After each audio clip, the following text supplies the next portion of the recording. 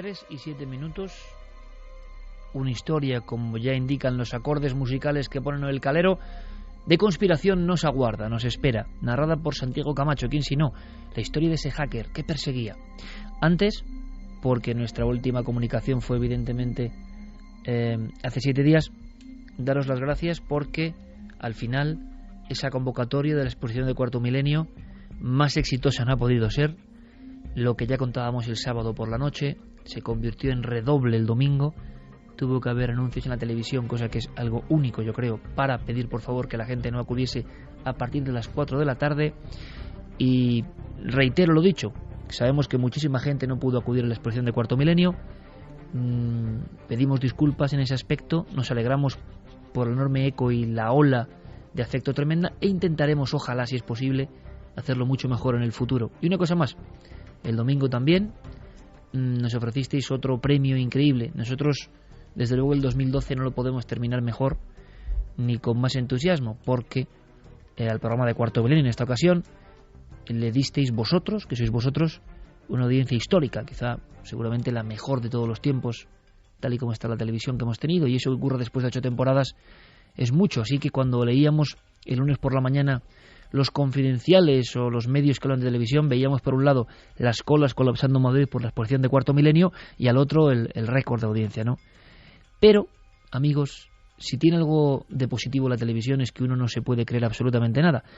Nada, porque mañana hay otro examen. O sea que yo no acabo de entender a tantos y tantos profesionales, que los hay, que a veces se creen pues por encima quizá, ¿no?, del resto de los mortales en cualquier país, por eso de la televisión, la fama o el éxito concreto, cuando realmente el examen es permanente, es constante, es cada 7 días.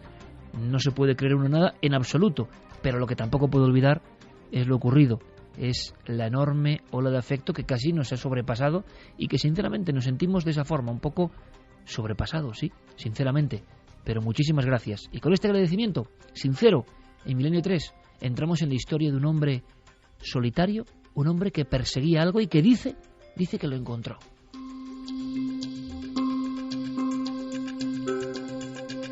Y ese hombre, Santi, es McKinnon. Gary McKinnon. Gary McKinnon es un hombre que ahora mismo tiene 46 años. Es un hombre solitario, como muy bien lo has definido. De hecho, es levemente autista. Hay incluso quien dice que tiene un poco del síndrome del savant, que es de esos autistas sabios que tienen una capacidad innata, en este caso para los ordenadores. De hecho, él no ha estudiado informática, todos sus conocimientos son de absoluto autodidacta, y se invirtió hace 10 años, en 2002, en el eje de una gigantesca batalla legal que se terminó de dirimir hace apenas unos días en los tribunales británicos, y el gobierno de los Estados Unidos solicitaba su extradición. ¿Por qué? Porque ni más ni menos que había sido el protagonista del mayor ataque informático a una red militar de toda la historia. Gary McKinnon, él solito, se metió en los ordenadores más secretos de la NASA, del Pentágono, del Departamento de Defensa, de la Marina, de la Fuerza Aérea y del Ejército. En definitiva, puso patas arriba durante un año. Empezó en febrero de 2001 y le capturaron en marzo de 2002. Puso patas arriba la seguridad informática del país más poderoso de la Tierra. Y lo hizo desde su casa con su ordenador personal. Y con unos medios que a día de hoy parecerían ridículos. Estamos en 2001, no había banda ancha. Utilizaba un módem de 56K, aquellos que sonaban con chirriditos cuando se conectaban, con un ordenador prácticamente autoconstruido, muy precario, y se pasaba noches enteras sin dormir. Llegó un momento en que se le olvidaba comer, en que se le olvidaba asearse, y de hecho la historia le fue obsesionando tanto que, un día él llevaba los horarios muy a rajatabla, porque él se colaba en los terminales cuando sabía que no había operarios al otro lado que le pudiesen detectar, y un día se equivocó. Un día, en un ordenador de la NASA, alguien detectó un cursor que se movía solo por la pantalla y empezaba a ejecutar comandos. Eso fue lo que levantó... Superstición. Exactamente, lo que levantó la voz de alarma, y finalmente Gary McKinnon fue localizado en Gran Bretaña. Pues bien, Gary McKinnon en ese momento en el que fue capturado por la policía inglesa, se encontró con una tremenda sorpresa. El ejército y sobre todo la justicia estadounidense le reclamaban, y le reclamaban para cumplir una pena tremenda. Él mismo nos lo cuenta. Aparentemente son 7 cargos de daños maliciosos intencionados y acceso no autorizado, cada uno de 10 años como máximo, cada uno. Y previamente el gobierno americano había intentado hacer algún trato conmigo donde decían: si no nos fuerzas a ir a través de la extradición y simplemente vienes bajo tu libre voluntad, entonces te meteremos solo de 3 a 4 años en prisión, la mayoría de los cuales puedes cumplir en tu propio país después de 6 o 12 meses. Yo dije: bien, eso suena magnífico, dádmelo por escrito. Imagínate lo que ocurrió, no lo conseguí por escrito.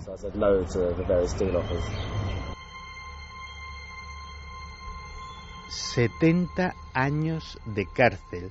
Es más, los abogados británicos de Mackinnon se temían, y así lo expresaron, que esos años fueran cumplidos ni más ni menos que en Guantánamo, porque habría tenido acceso a secretos absolutamente ocultos, secretos clasificados al más alto nivel. Ten en cuenta que estaba teniendo acceso a aquellos ordenadores que eran los más exclusivos, los más protegidos del planeta, y sobre todo lo que querían esos agentes estadounidenses era tenerlo bajo control, que cualquier cosa que hubiese visto no tuviera ninguna oportunidad de revelarlo. ¿Pero por qué? ¿Por qué hace Gary Mackinnon esto?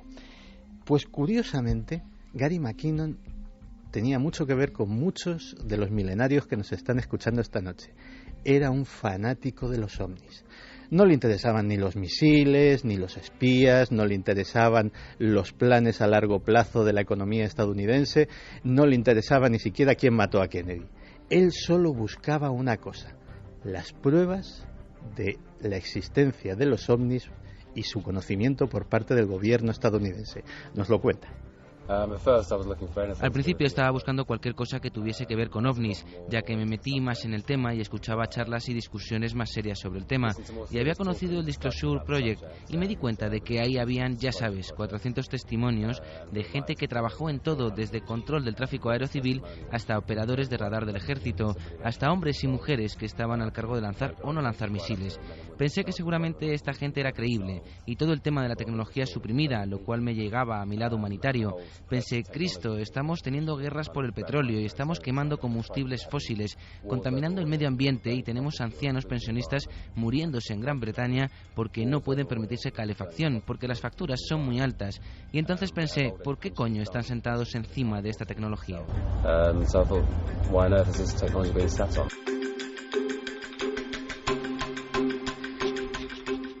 Pues durante estos 10 años Gary Mackinnon ha hablado, y ha hablado mucho. Y ha hablado sobre lo que se encontró durante todo aquel año. Entre otras cosas, eso que estaba buscando originalmente: tecnología suprimida. Él dijo que podía haber dispositivos de energía libre, sin petróleo, sin energía nuclear, cosas que pueden solucionar la crisis mundial de la energía de un plumazo y que sin embargo siguen clasificadas. Y es más, él pudo establecer, según dice, los hilos que conectaban eso ¿con qué? Con ovnis capturados o con ovnis recuperados por los estadounidenses, que habrían sido sometidos a ingeniería inversa, es decir, que habrían sido estudiada su tecnología, y de alguna manera algunos incluso adelantos que estamos disfrutando de ellos actualmente podrían ser de esa procedencia extraterrestre. Es más, él en la NASA tuvo acceso a fotografías de muchos de estos objetos. Por su propia seguridad, y porque eso llamaría muchísimo la atención, él no se descargaba nada, simplemente lo visualizaba. De hecho, visualizarlo fue un problema porque descubrió que la NASA utiliza un sistema de codificación de imágenes propio. No tiene nada que ver ni con los GIF, ni con los JPGs, ni con los sistemas que estamos acostumbrados. Primero intentó desencriptarlo él, no lo consiguió, y entonces hizo una cosa muy sencilla: utilizó los propios ordenadores en los que se metía y, digámoslo así, veía una reproducción en su pantalla de la pantalla del ordenador en el que se había colado y que sí tenía la capacidad de desencriptar esas imágenes. Gracias a eso vio cosas asombrosas. Y luego, a medio camino entre la cima del hemisferio y la parte de debajo de la fotografía, había este objeto con la clásica forma de cigarro, pero con cúpulas como las de una pelota de golf, cúpulas geodésicas, arriba, abajo y a este lado, y asumí que también en el otro lado. Estaba levemente achatado en los extremos del cigarro, sin juntas, sin remaches, sin antenas de telemetría ni nada así. Parecía simplemente tenía el sentimiento de que no estaba hecho por el hombre, no había ningún signo de manufactura de humanos.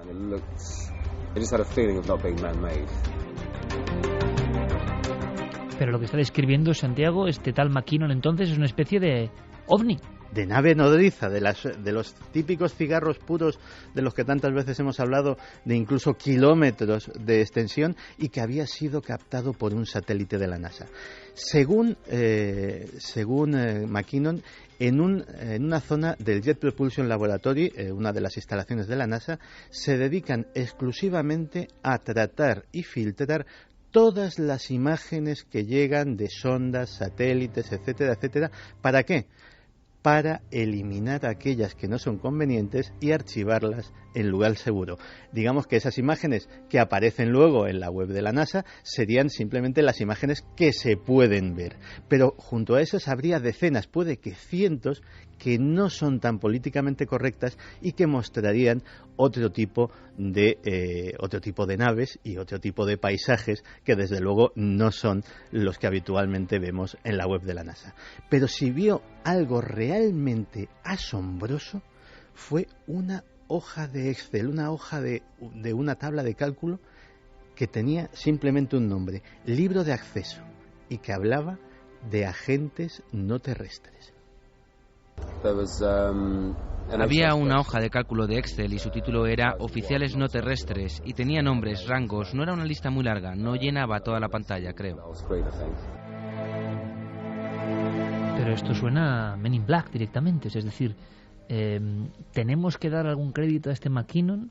¿Ha inventado, ha fabulado, se ha creído su delirio? Porque pruebas no tiene, ¿no, Santi? Pruebas no tiene. De entrada, él no solamente ya no tiene acceso ni siquiera a sus propios ordenadores, y de hecho se justificaba diciendo que él no podía descargarse nada porque eso sí que hubiese levantado las alarmas. Él era simplemente un curioso, un mirón. Se dedicaba a saltar de ordenador en ordenador y, pues ver lo que había allí, tomar, si acaso, algunas notas. McKinnon no puede tener acceso a ningún tipo de terminal, ni ordenador, ni teléfono móvil que tenga acceso a Internet desde que le capturaron por decreto de la justicia británica. Eso sigue en pie, es decir, a él le tienen que escribir los emails o si quiere consultar el periódico se lo tiene que comprar en el kiosco como todo hijo de vecino, es decir, no puede acceder a Internet, es parte de su condena.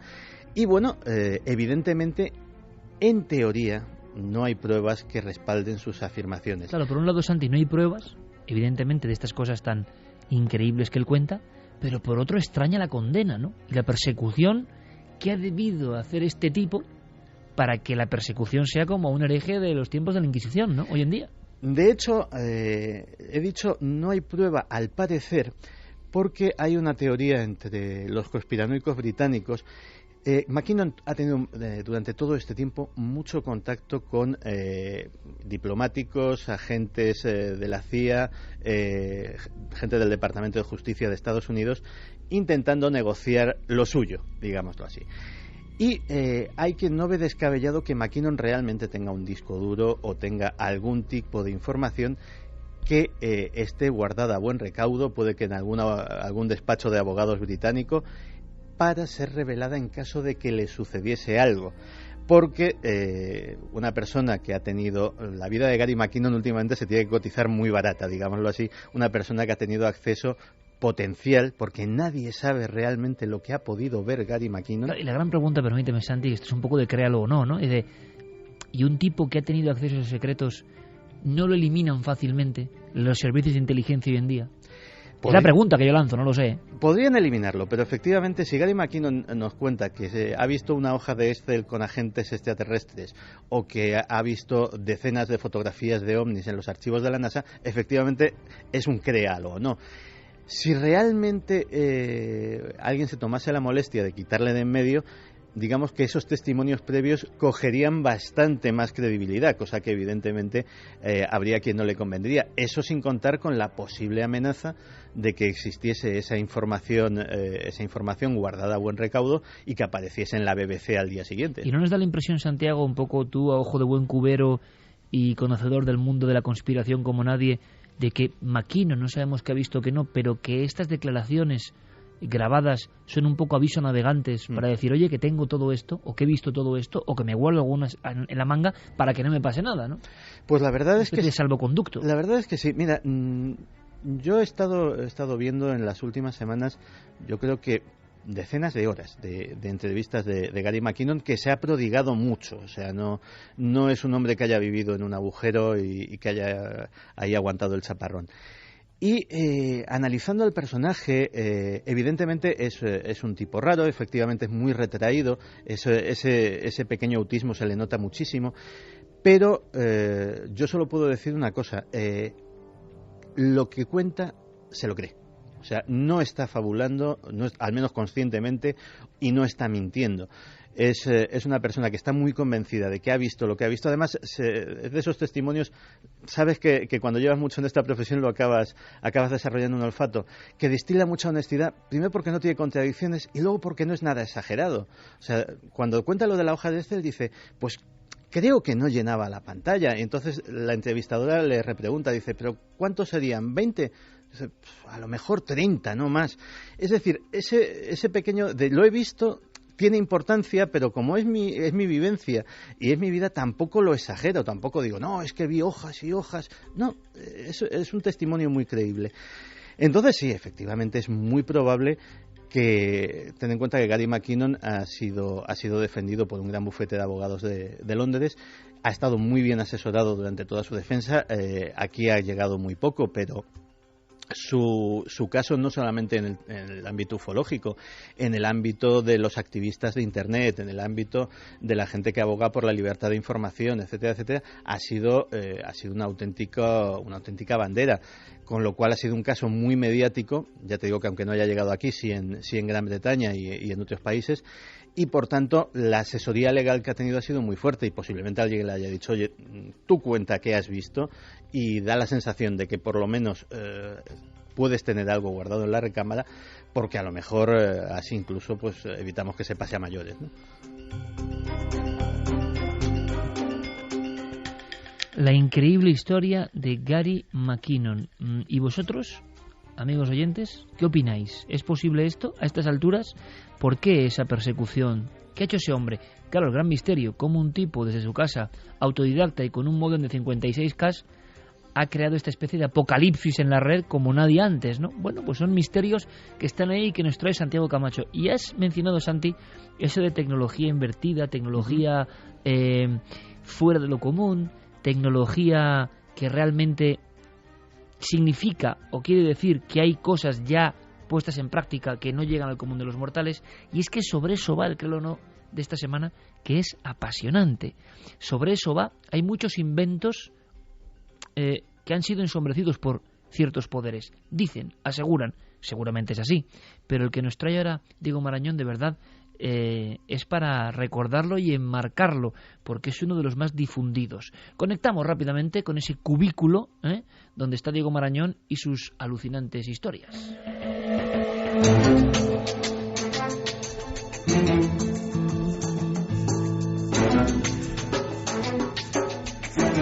3:26, Milenio 3 en la SER. Diego Marañón, buenas noches. Hola, buenas noches a todos, ¿qué tal? Muy bien, pero es cierto, decimos y lanzamos la cuestión al público, a ver qué opináis de lo que ha contado Santiago Camacho, es muy interesante y tiene algo que ver con la nueva historia. La vieja era más rústica, más cruda, más sangrante.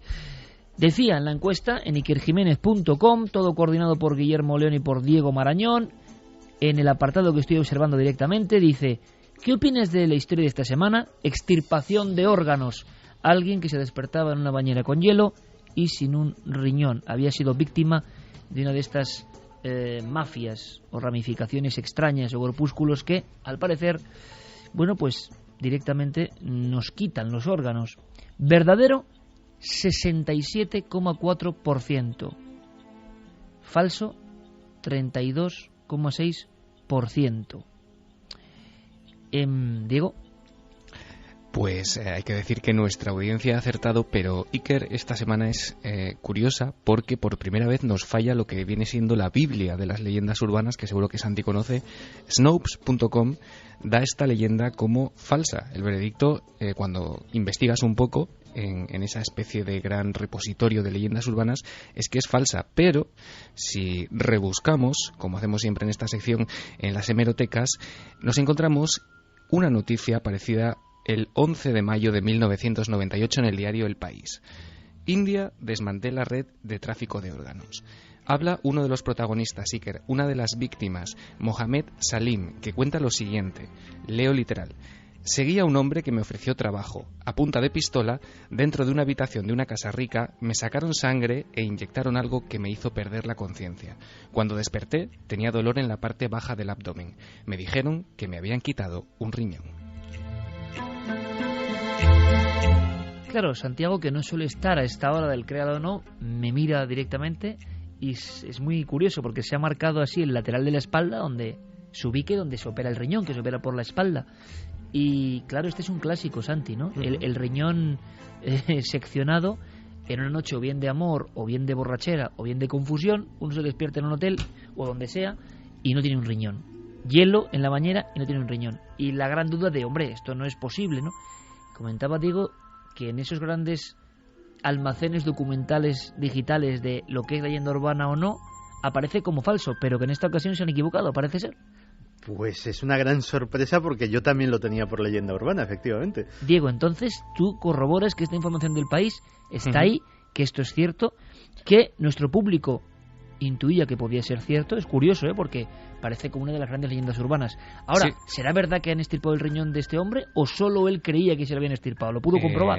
No solo de este hombre, Iker. Te sigo leyendo el artículo del País. Unas 500 personas, según datos de la policía, sobre todo gente pobre que buscaba trabajo, fueron engañadas para extraerles los riñones. Algunos estuvieron de acuerdo en vender sus órganos por unos 846 euros a los traficantes, que a su vez los vendían a un precio de entre 17.000 a 34.000 euros. 1998.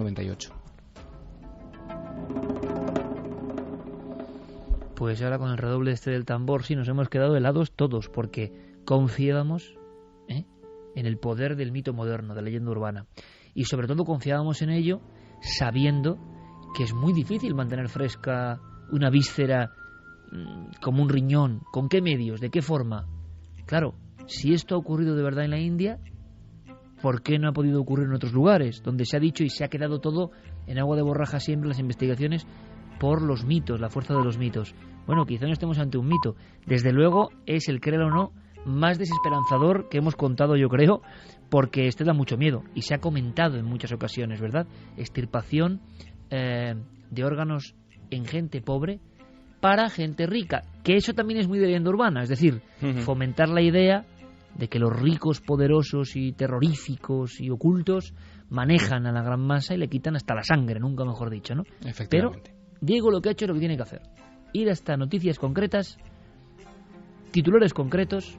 Si fuese un titular de ahora, fíjate que hasta lo pondría en duda, Diego, porque tal y como está la prensa hoy en día y los medios, donde ya el guirigay con el efecto Lázaro, como hemos contado, y todas las informaciones que se entrecruzan y que se publica casi lo primero que llega, pero en el 98 esto es muy inquietante. Bueno, tan inquietante casi, por lo tanto verdadero, tan inquietante como lo que viene a continuación, y que yo hilaba de alguna forma, Diego, con la historia de Gary McKinnon y su tecnología absolutamente contraria a lo conocido. Cuéntanos, por favor. Correcto. Bueno, pues hoy vamos a empezar hablando de jubilaciones. El tema es delicado, tal como estamos en esta situación hoy en día, pero se cuenta, y que hay una historia que además me llegaba no hace mucho de nuevo por email, que después de muchos años de servicio, un empleado de Estados Unidos de la compañía General Motors había recibido como regalo de jubilación, después de toda una vida dedicada a esa empresa, pues le habían ofrecido un coche de todo el catálogo, se podía llevar el que él quisiera. Él elige pues un flamante Chevrolet, un coche impresionante, nuevo, que bueno, pues este hombre se dedica a probar, ¿no?, durante varios días, durante varias semanas. El coche va perfectamente, con toda la potencia que se le presupone a uno de estos modelos, pero lo que ocurre es que este hombre se da cuenta de que hay algo que no funciona como debería. El indicador de combustible apenas ha variado desde que le han dado el coche. se da cuenta de que ha recorrido unos 400 kilómetros más o menos y que el nivel de gasolina no ha bajado ni lo más mínimo. Bueno, como profesional del gremio, este hombre pues lo lleva inmediatamente a revisión. Le explica lo que le está ocurriendo a los mecánicos. Los mecánicos, en fin, entre muecas de sorpresa, de palidez, parece ser que nos han pillado, le dicen que por favor deje el coche en revisión y que al cabo de unos días le darán pues una respuesta, una solución a este problema o a esta curiosa característica, porque realmente no es un problema, es una bendición. Es una bendición, ¿no? Lógicamente. Bien, al cabo de unos días le llaman del taller y le dicen que puede pasarse a recoger ese coche. Sin embargo, el coche que él había dejado no volverá a aparecer ante sus ojos. Lo que le traen es el mismo modelo, pero es un coche absolutamente nuevo, con un nuevo carburador, con un nuevo nivel de medición de combustible y que parece funcionar igual que nos funciona a todos, ¿no? Es decir, la gasolina baja a mucha más velocidad. Está tragando gasofa a litros, Efectivamente. ¿No? Aquel coche que él había dejado en el taller no vuelve a aparecer. Él se da cuenta de que de alguna manera ha llegado a un coche, a un modelo que nunca debería haber sido descubierto, que ha salido de una cadena más o menos clandestina o que siempre debería haber permanecido oculto, ¿no? Es un carburador, desde luego, mucho más económico que todos los que circulan hoy en día en nuestras carreteras. Consume 1 litro de combustible para casi 400 kilómetros y lo que él piensa es que ha descubierto que algunas compañías, incluida esta suya, tienen la manera o han llegado a la tecnología capaz de conseguir este bajo consumo de combustible, probablemente para los propios empleados o los propios directivos de esa compañía. ¿Habría descubierto nuestro protagonista Iker un secreto vedado al común de los mortales? Pues esa es la pregunta que tenemos para esta semana. ¿Esta historia, realidad o leyenda urbana? Como siempre, créalo o no.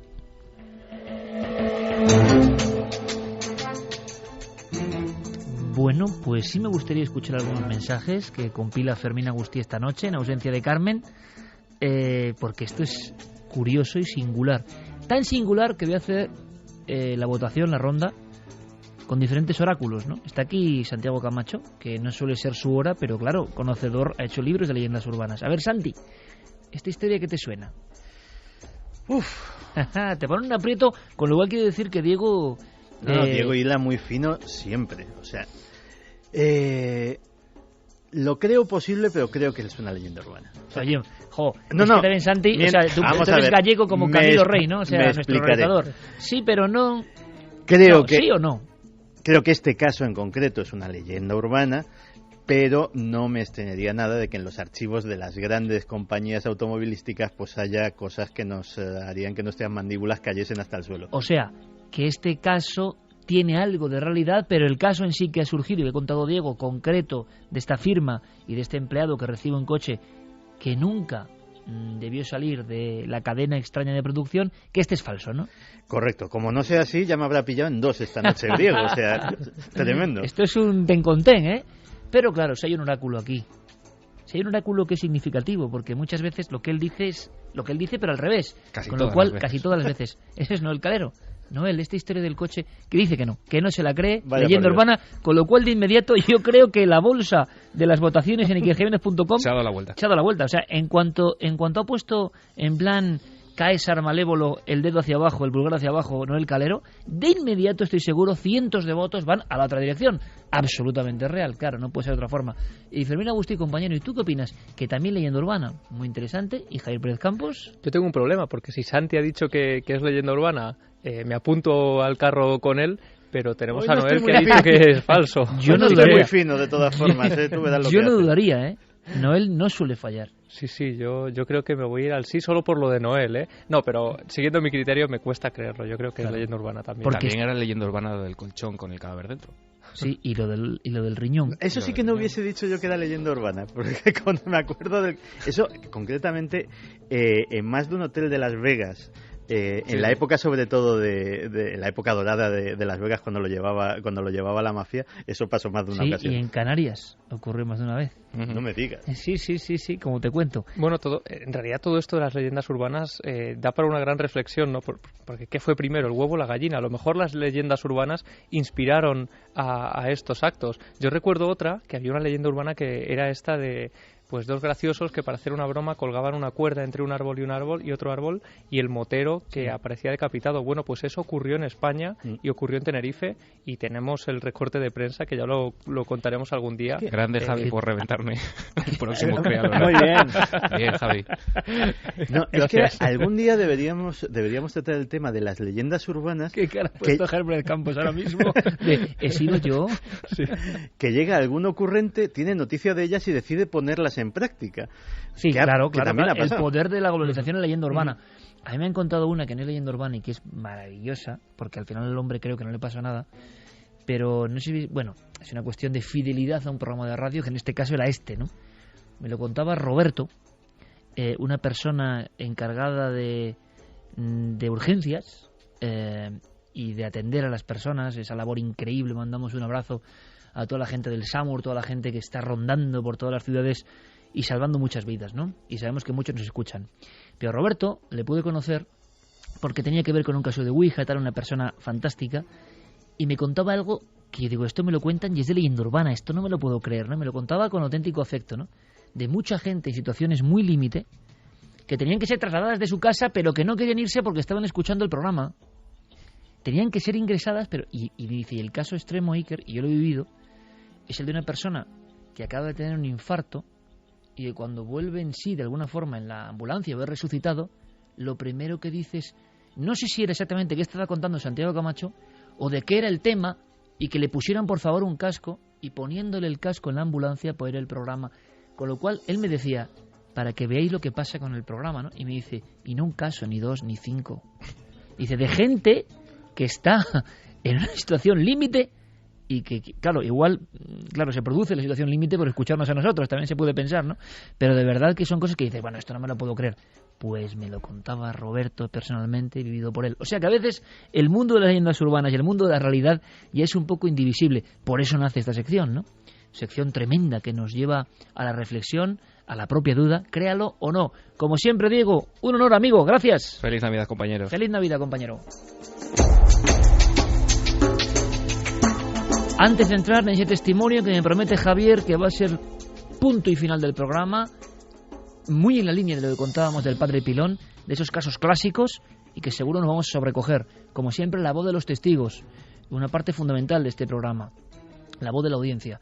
Fermín, rápidamente, ráfaga, ¿creen posible esto que ha contado Diego, o qué opinan sobre lo que ha contado Santiago Camacho de ese hacker? Fermín. Pues en las redes hay de todo. Creo que va ganando más o menos la mayoría, es que sí se lo creen, de momento. ¿Se lo creen? Uh-huh. Sí, por ejemplo, dicen, esta sociedad capitalista puede pasar de todo, la verdad, y hasta que no se acabe el petróleo buscamos beneficios. Me lo creo, esto lo decía especialista Patis. Es muy curioso porque mucha gente piensa que ya tenemos que tener tecnología para no consumir algo tan primitivo y en esas cantidades como es el combustible, ¿no? Lo piensan.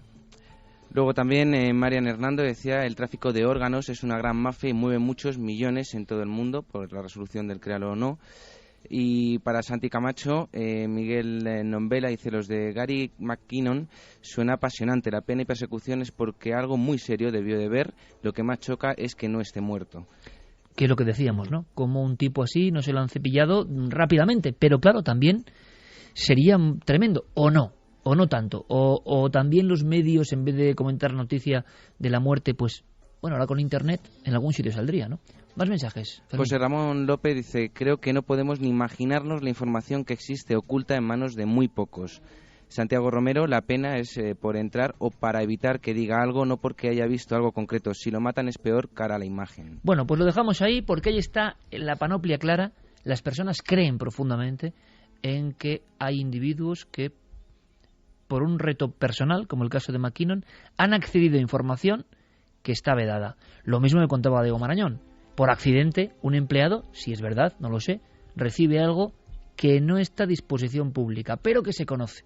En fin, vamos a cambiar el tercio rápidamente. 3:41 nos aguarda un testimonio, voces que se han encontrado directamente y ahora mismo y está pasando con lo desconocido.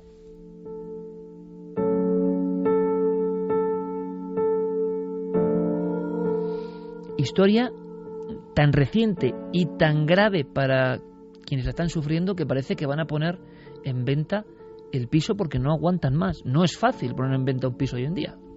Sí, de hecho, varios de los hijos de esta familia ya han salido de la casa, se han marchado a vivir fuera de allí. Ahora mismo, esta noche, están el matrimonio principal y alguno de los hijos, las hijas en concreto. Y este caso, que tiene lugar en Torrejón de Ardoz, nos muestra cómo gran parte de los testimonios que están llegando, y sonará a los oyentes, tienen que ver casi siempre en el núcleo, ¿no?, familiar, en la vivienda donde desarrollan pues gran parte de su vida. Parece que en lo cotidiano habita a veces el misterio. Si el Torrejón, permítanme, Javi, me imagino una construcción bastante moderna, relativamente moderna. No hablamos de un caserón porque son zonas construidas de aluvión, sobre todo en los años 60, 70, ¿no? Sí, es una casa pues de esa época aproximadamente. Esta familia entra a vivir allí más o menos a mediados de los años 90. Entran a vivir, podemos imaginarlo, ¿no?, como una familia feliz que entra a ese lugar. Sí que es cierto que desde un primer momento el antiguo propietario ya les da un dato de lo que había ocurrido en esa casa, y también desde el principio ellos empiezan a ser conscientes de que algo extraño está ocurriendo en esa vivienda. Nos vinimos aquí hace como 15 años y al poco de llegar nos dijeron que lo que es por el lavadero se había ahorcado un hombre, y ahora como, no sé, un par de años o algo más, fue cuando empezaron ya que si las puertas, que si las luces, ruidos por las noches, y claro, cada vez era peor, y entonces luego ya se desató todo. Estamos oyendo a Manuel, el padre de familia, de esta familia en la que todos los miembros han sido no solo testigos de fenómenos extraños, sino también agredidos por una especie de mano invisible que parece lanzarles objetos con toda fuerza. Desde ese primer día, poco a poco, los fenómenos parecen que van aumentando de forma progresiva, casi como si algo estuviera formándose o materializándose en el interior de esos pasillos, cada vez con más agresividad, hasta el punto de que llega a lanzar objetos peligrosos que llegan a poner en riesgo la salud y la vida de las personas que están viviendo allí. Hablamos, Javi, del mismo efecto del ya remencionado y reconocido caso Vallecas, cuando algunos de los hijos reciben golpes, impactos, vasos, se lo da con un cuchillo, de algo que es lanzado directamente por manos invisibles. Sí, y además es curioso que me hagas este paralelismo, ¿no?, porque me consta que estás escuchando esto pues ahora en directo, ¿no?, por primera vez, y vas a escuchar un testimonio que te va a sonar bastante de ese caso Vallecas, porque también hay un cuchillo de por medio. Empezaron a ya tirar que sí, primero frutas, y claro, eso iba cada vez peor, luego ya empezaron con los vasos, ya cucharas, abrían el lavavajillas y tiraban las cucharas calientes. Entonces hubo un momento que estaban aquí mis hijas solas un día y tiraron algo y vieron en la secadora. Cuando se levantaron vieron que era un cuchillo de estos grandes de cortar hasta carne, y entonces ya me dio miedo.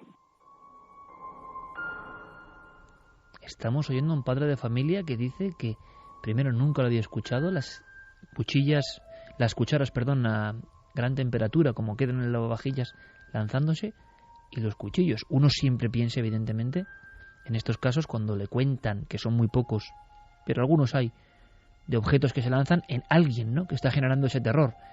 Pero claro, es la propia familia, 2 niñas y un cuchillo de grandes dimensiones. Sí. Y bueno, el propio animal, la mascota de la familia, llega a ser agredida en varias ocasiones, hasta el punto de salir ladrando y aullando por el pasillo principal del domicilio. También ocurre que, sobre todo conforme van pasando los meses en esa vivienda, lo que en un principio son solo objetos que son lanzados con fuerza, parece que de pronto va materializándose, como decía antes, algo que de pronto también los miembros de la familia empiezan a ver deambulando por el pasillo, empiezan a escuchar sus pisadas y los golpes que van acompañando a esos pasos, y hasta el punto, como decía antes, que llegan a ver una especie de figura que llega a interactuar de forma agresiva con los miembros del domicilio. Llegada la noche, ya estábamos todos en casa, escuchamos algo correr por el pasillo como mejor carrilla y golpearse contra los muebles de allí de la cocina. Entonces ahí ya sí que nos empezamos a asustar bastante.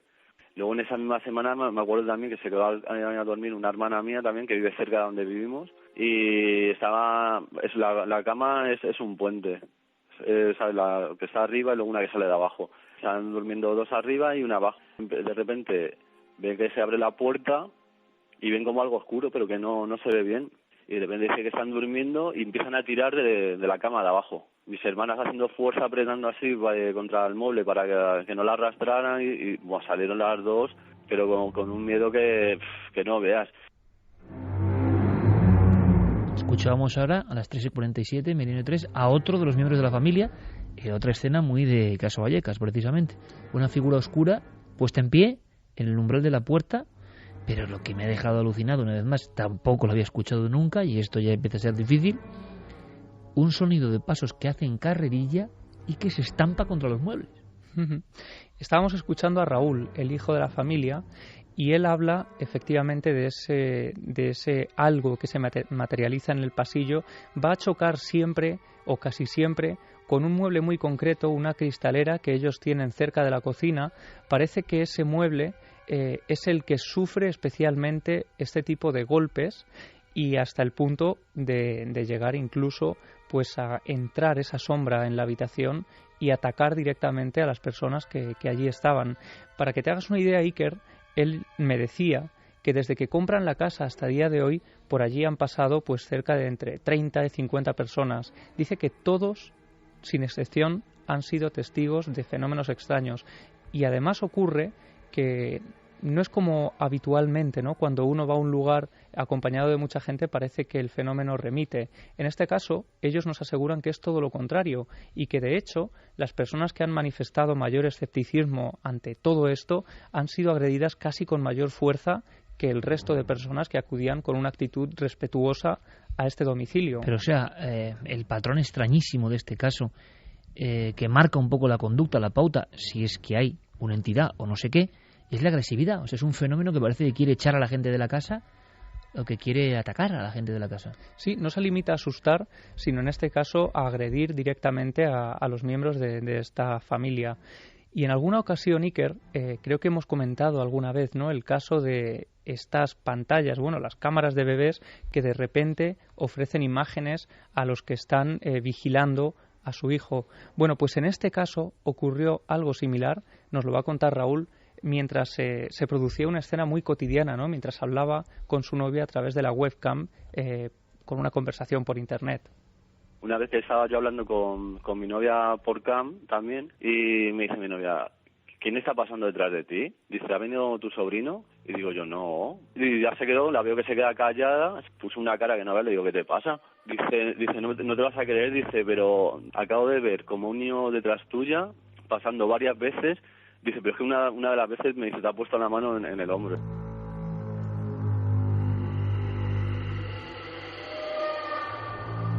Este tipo de fenómenos cada vez, como decía, va cobrando más y más fuerza. Sobre todo, y una vez más, aparece algo, ¿no?, que ocurre en este tipo de historias, que son unas obras en las que se tira un muro de la cocina. Parece que a partir de ahí el fenómeno se vuelve todavía mucho más agresivo, hasta el punto de que, bueno, ellos deciden marcharse unos días de vacaciones, quizá también para alejarse un poco de todo esto que tanto pánico está infundiendo en la familia y también en los amigos. Hay casos de amigos, el caso es extensísimo, pero hay casos de amigos que no han vuelto a esa casa después de lo que ha ocurrido allí. Ellos se marchan unos días de vacaciones y cuando vuelven se encuentran con una sorpresa. Parece que los vecinos también han sido testigos de algo extraño en ese domicilio. Me acuerdo que nos fuimos todos, estuvimos en Deña por ahí, y cuando llegamos el chico se trabaja en una gasolinera, sale pues tarde, sale a las 3 o las 4 de la mañana, y decía que todas las noches que quién era la persona que se asomaba allí en la ventana. Nosotros, ¿qué persona? Nos decía, pero ¿no habéis dejado alguien las llaves de vuestra casa? Pues dice, pues de las noches se asomaba como un hombre allí, dice, alto, oscuro, dice, y se quedaba mirando fijamente hacia la entrada del portal. Con el paso de los días y ante ese pánico que se empieza a generar en la familia cada vez mayor, deciden tomar intentar recurrir a algo que les pueda ayudar, ¿no? Acuden a un exorcista para que les bendiga la casa, hacen pues algunos rituales en ese domicilio, echan incluso agua bendita durante varios días y parece que al cabo de unas semanas los fenómenos empiezan a remitir. Por desgracia, esta calma que estaba empezando a servirles de ayuda empieza a remitir otra vez al cabo de los meses y los fenómenos vuelven, parece, con más fuerza que nunca.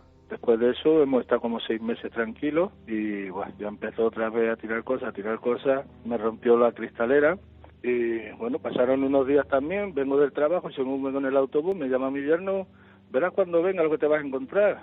Y digo, ¿qué ha pasado? No, cuando venga lo verás. Y entonces cuando llegué, resulta que con un martillo me había dado 2 golpes en la cristalera, me había roto un cacho y luego lo demás era todo rajas hasta arriba y tuvimos que tirarlo todo. ¿Eso es algo parecido a la garra que tú mencionabas, como algo que araña los cristales? Es algo, es ese martillo, algo que lanza un martillo contra esa cristalera, precisamente la que sufre en concreto gran parte de los fenómenos, destroza todos los elementos decorativos que estaban en esa cristalera. Ellos empiezan a tirar un poco del hilo. ¿Hay alguna foto de alguien, algo en esa cristalera, sabes? No hemos llegado a ese detalle. Sí que es cierto que cuando la quitan, esa cristalera, los fenómenos también parecen calmarse un poco. Pero ellos empiezan a tirar del hilo y descubren que en ese edificio no solo ha habido ese suicidio, ese ahorcamiento del que le hablaban antes, sino también la muerte de un joven de 22 años en su habitación y un hombre que disparó a su mujer en la cabeza y que posteriormente fue llevado a prisión. Como esos lugares donde parece que la tragedia cobra fuerza. Finalmente, estos fenómenos han continuado hasta el día de hoy, como digo... ¿Se están produciendo hoy? Sí. En noches como hoy siguen produciéndose hasta el punto de que la familia a finales de enero está llevando los trámites para poner el piso a la venta. De hecho, nos han pedido absoluta discreción porque desde luego esto dificultaría, ¿no? esa no quieren que se sepa, que eso dice mucho el lugar donde es y claro, porque esto sería tremendo. Claro, pero bueno, parece que se han calmado un poco, salvo que desde hace unos meses a esta parte el fenómeno parece haberse desplazado al interior de su propio dormitorio. Me dicen mis padres que sí que está en la habitación de ellos, porque dice que cuando se tumban empieza a dar golpes así, a arañar con las uñas en la mesita y a dar golpecitos. Se escucha un sonido, dice, como si estuviera gruñendo un animal o algo. Hace poquito mi mujer me ha tenido que cambiar el sitio porque ella duerme en un lado y yo escuchaba como una respiración y unos ronquidos. Es que estás acostado y es que siente la respiración en la oreja. O sea que estamos en la cama y tenemos la sensación de que tenemos gente allá en nuestro. Claro, aquí podemos hablar evidentemente de esa sugestión, de esa sensación ya de intranquilidad permanente que se adueña de todo, pero ¿será verdad que tantas personas han vivido fenómenos de este tipo? A mí me cuesta creerlo. ¿Será verdad? Bueno, vamos a ver si con las cámaras y con nuestra presencia, Javier, logramos descubrir algo y que no ocurra como pasa tantas veces, que todo eso remite, no se desarrolla cuando uno está intentando grabarlo, porque nos llegan noticias de que hay grabaciones, incluso de algunos de los fenómenos, lo dejamos ahí, grabaciones directamente de algunos de estos fenómenos, pero eso también tenemos que ponerlo como investigadores, haciendo un poco como hacía el padre Pilón, en tela de juicio hasta que no lo comprobemos nosotros. Pero lo cierto y verdad, para finalizar, es que una familia española, en un lugar tan denso, hablando de población, como Torrejón, está viviendo estos fenómenos y no es un caso antiguo, sino como tantos otros, se está desarrollando el drama ahora mismo, sea lo que sea. Investigaremos, Javi, la única salida. Investigaremos y lo haremos además, como dices, con absoluto escepticismo, porque además en este caso nos viene de perlas. Parece ser que esa actitud es la que activa el fenómeno. Vamos a ver qué ocurre. Me parece muy bien. Con esa sana lejanía del fenómeno, a ver si es verdad que ocurre, pero llévate un casco por si acaso, no sea que te agreda ese lo que sea. Lo decimos en tono jocoso y que no pase nada, por supuesto. Cambiamos de tercio, Noel, y estamos en la última franja de Milenio 3. Pero por si faltaba algo, mañana en la televisión, desde luego nos hacemos eco de una noticia, Santi, que hay que contar en un minuto, y simplemente, por si alguno de vosotros queréis conectar con nosotros directamente en Cuarto Milenio, que ya veis que va mucho antes, es decir, que estamos yendo alrededor de las 11:30 de la mañana, cosa que es un auténtico reto, que es segundo prime time ya. Pero hay una cosa que ha pasado con esas matanzas. Por desgracia están ocurriendo fenómenos que no esperábamos. no se ha elevado tanto el nivel de psicosis, que sepamos no ha habido ningún tipo de suicidio colectivo extraño con el 21 de diciembre del 2012, cosa que agradecemos evidentemente, pero sí que hay un problema grave con el tema de las armas, los ataques en escuelas y el caso de Adam Lanza, que hace una semana daba la vuelta al mundo. Bien, Santi, vamos a informar de la conexión de Adam Lanza, puedes contarnos titulares, con todo el mundo precisamente que tiene que ver con el fin de los tiempos, 2012 o más allá del 2012 y los preparacionistas. Pues sí, porque efectivamente se ha descubierto que la madre de Adam Lanza, que también murió víctima de la furia asesina de su hijo, pues era una prepper, era una preparacionista, una survivalista, como las llamaban hace unos años. Era una persona que acumulaba armas, acumulaba víveres para el caso de que sucediese algo, el fin del mundo o no, o una crisis política, una crisis financiera, una epidemia global. Están preparados para todo. Pues vamos a analizar qué son estos preparacionistas, qué relación pueden tener con este tipo de hechos y qué ideas, incluso políticas, les inspiran. Pues mañana te escuchamos y te vemos, Santi. Gracias. Gracias a ti. Noel Calero, muchas gracias. Fermín Agustín, muchas gracias por el trabajo. Javier, que continuamos nuestra investigación. Semana intensa seguro para ti, como siempre. Gracias, compañero. Gracias, Iker. Feliz Navidad para todos, por supuesto. Que paséis una noche de armonía y de paz con los vuestros.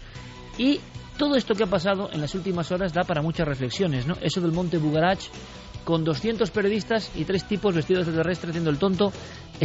Es decir, o lo del Cerro Uritorco en Argentina, donde se programaba o se creía que iba a haber un suicidio colectivo. Cualquier cosa que diga cualquiera prácticamente a través de la red hace que haya 200 periodistas detrás. Había 200 periodistas detrás en un pueblo donde nunca pasa nada y con prácticamente nadie, y con desilusión, claro. Por lo tanto, es una diapositiva perfecta de cómo está el patio, ¿no? Cualquier rumor y 200 cámaras internacionales. ¿Esperando qué? En fin, es para reflexionar. Feliz Navidad, ha sido un placer de verdad, amigos, y nos vemos en apenas 7 días. Nos escuchamos aquí como siempre, nosotros no faltaremos en la cita en Milenio 3. Un abrazo. 3 y 7 minutos, 2 y 7 minutos en las Islas Canarias. Noel nos pone ya esta música, como podéis comprobar, ya un poco de miedo. A estas horas ya empezamos con las historias inquietantes. Y para contarnos esas historias inquietantes, Javier Pérez Campos. Yo recuerdo perfectamente cómo Margot, que es la persona que nos escribía un mail, nos narraba lo que había sucedido. Además, fue un caso que a mí me llamó mucho la atención. Lo reenvié a la redacción para que os pusierais en contacto con ella, porque verdaderamente se habían oído muchas historias, algunas de ellas pues leyendas urbanas, pero vamos a saber qué hay de verdad detrás de este caso. Cuéntanoslo, Javi. Pues vamos a conocer el testimonio de Margot, una mujer de Perú, pero que tiene raíces vascas y que vive aquí en España, ¿no? Y todo esto ocurre el 14 de agosto del año 2005. Su hermana fallece con unos 50 años aproximadamente. Entonces toda la familia se reúne para hacer ese velatorio, ¿no? Para velar el cuerpo de esta mujer, que había fallecido además por un cáncer que había acabado con su vida en cuestión de escasos meses, ¿no? Cuando los médicos... Un cáncer fulminante. Sí, ella decía que habían pasado solo unos 5 o 6 meses desde que se lo diagnosticaron hasta que ocurrió pues esta tragedia, ¿no? Entonces toda la familia estaba velando a esta mujer en la casa donde ella había vivido. Es tradición peruana pues velar al cuerpo en la casa donde ha vivido la persona, y entonces en ese momento ocurre algo que nadie esperaba que ocurriera y que ha traído quebraderos de cabeza incluso a día de hoy, años después de que esto empezara. Mi hermana falleció un 14 de agosto y es costumbre, pero nosotros somos del Perú, aunque descendientes de vascos, de velar los 2 días. Íbamos a enterrarlo a ella, entonces estábamos nosotros esa noche velando. A la segunda noche, como a las 12 más o menos de la noche, mi tía que estaba junto a ella y con mi madre dice, le está saliendo mucha sangre.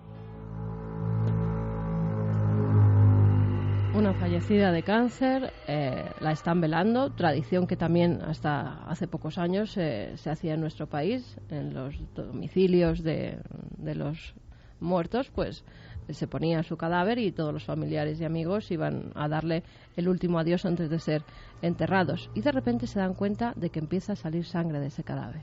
Sí, ocurre porque la tapa del ataúd donde estaba el cuerpo es de cristal y ellas podían ver perfectamente el cuerpo. Al principio es sangre que va manando poco a poco, pero cada vez se vuelve más intensa, mucho más densa.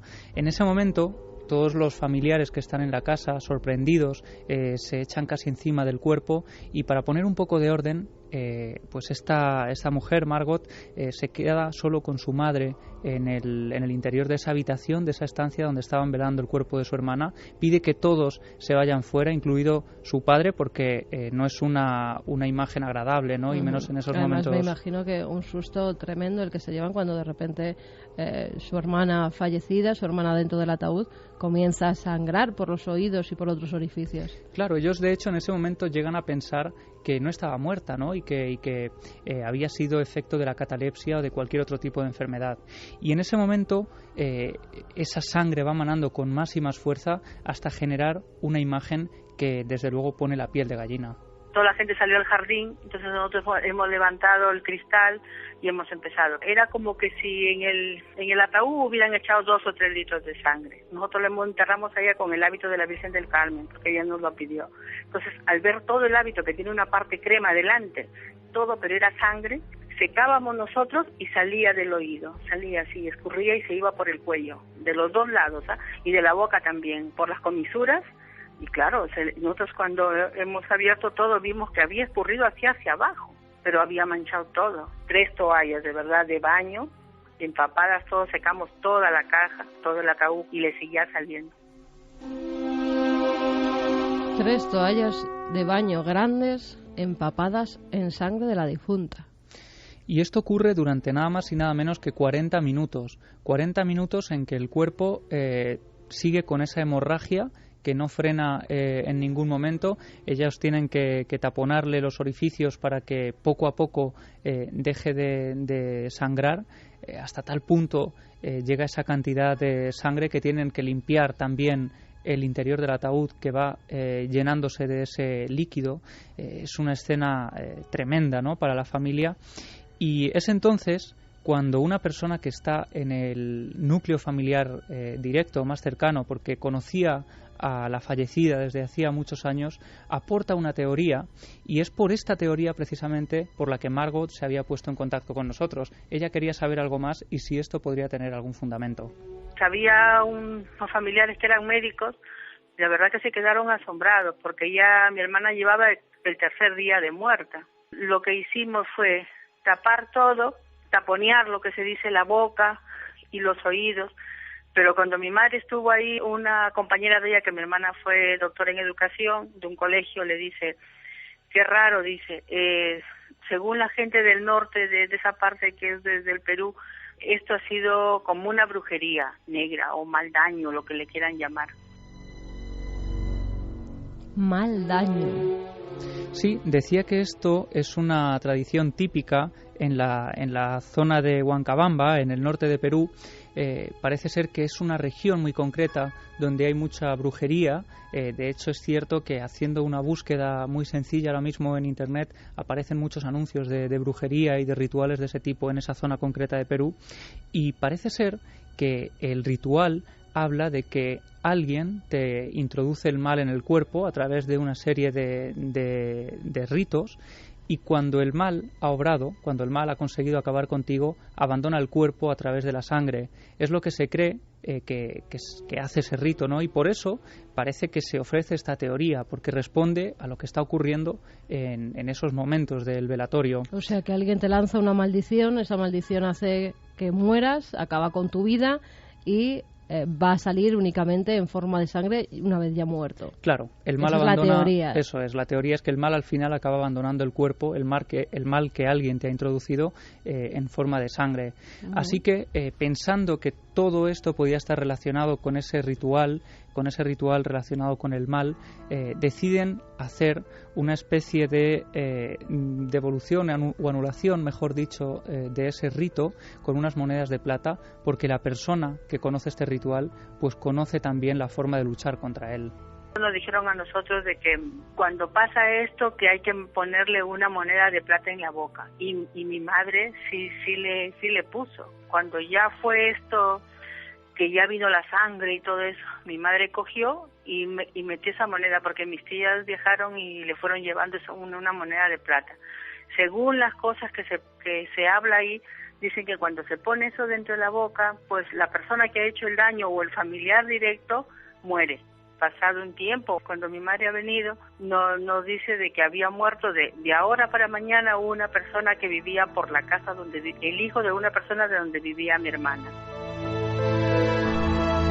O sea que esa persona que había fallecido presuntamente es el que había hecho el mal daño a la difunta. Claro, o un familiar directo, porque al poner la moneda de plata sobre la boca se cree, según esta tradición, que fallece o bien la persona que ha hecho ese mal daño o una persona directa vinculada a su núcleo familiar más directo. Lo cierto es que ellos sospechaban también un poco de esta persona, porque no era una persona con la que mantuvieran una buena relación, pero ellos tampoco se atreven a aceptar que esta fuera la teoría. Simplemente nos contaron que esto es tal y como ocurrió y ellos estaban asustadas hasta tal punto que la madre de esta joven que murió y también de Margot tenía el miedo de que su hija hubiera sido enterrada viva, porque para ella este sangrado decía que era un líquido rojo muy claro, ¿no? Como si fuera un rojo muy vivo, sangre muy viva, decía ella. Y todo eso les hizo sospechar, incluso hasta el día de hoy, que hubieran podido cometer una negligencia médica. Nosotros, para intentar tranquilizarlos un poco, hemos hablado con el doctor Cabrera para saber si es normal que estos episodios de hemorragias post-mortem puedan producirse. Respecto a la leyenda urbana, que no es tal leyenda en realidad, de que cuando una persona fallece a veces hay secreciones que salen por la nariz y por los oídos, hay que dejar claro que para la medicina forense esa es una experiencia normal. Normal porque cuando alguien muere fracasa la coagulación, hay una deshidratación y hay una pérdida de líquidos natural. De ahí la costumbre antigua de taponar la nariz y los oídos en las personas fallecidas con algodón.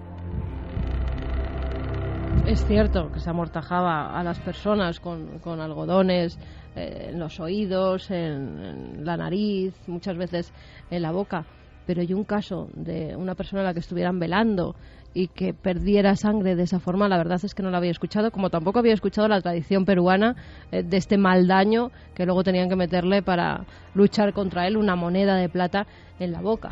Claro, lo que ocurre es que, y nos decía el doctor Cabrera, que este tipo de hemorragias nasales o por los oídos son comunes, pero a pequeña escala. Desde luego no como estamos escuchando de una hemorragia de 40 minutos que acaba manchando todas las ropas, que sale casi a borbotones y que es imparable hasta el punto de tener que taponar con 3 toallas incluso limpiando todo el ataúd, ¿no? Y toda la ropa. ¿Habéis escuchado algo parecido alguna vez? Jamás.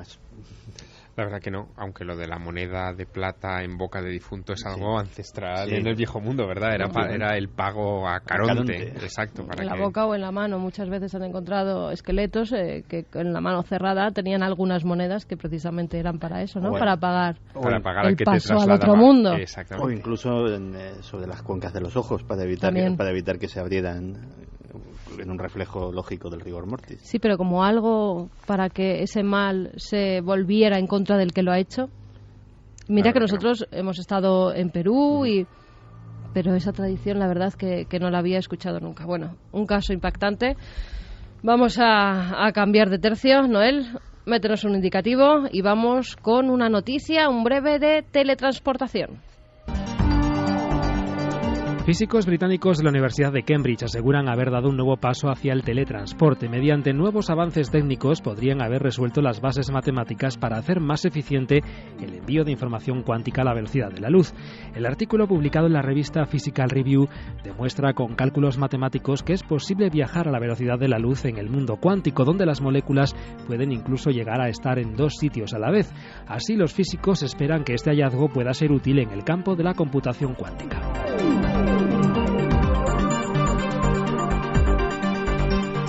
Avances en la teletransportación. Nos van dando pequeñas pildoritas, ¿no? De que ¿No soñabais vosotros? Porque yo muchas veces en esos viajes que se me hacían eternos de pequeña, que íbamos con los coches no son los que son ahora, las carreteras no son las que son ahora, y cuando mis padres me llevaban a Galicia de vacaciones, esas curvas, esos puertos, se me hacía inmenso y siempre soñaba con teletransportación. Pues, estar en mi casa, meterme en una cúpula y aparecer en otro sitio en un instante. Me temo que vas a tener que seguir soñando eso, porque sí, ¿no? lo que están diciendo Soñadora. estos científicos sí es que lo que se teletransporta es información, no la propia partícula, que esa es la primera precisión. Es decir, en realidad nos estamos aproximando a una explicación científica de la telepatía.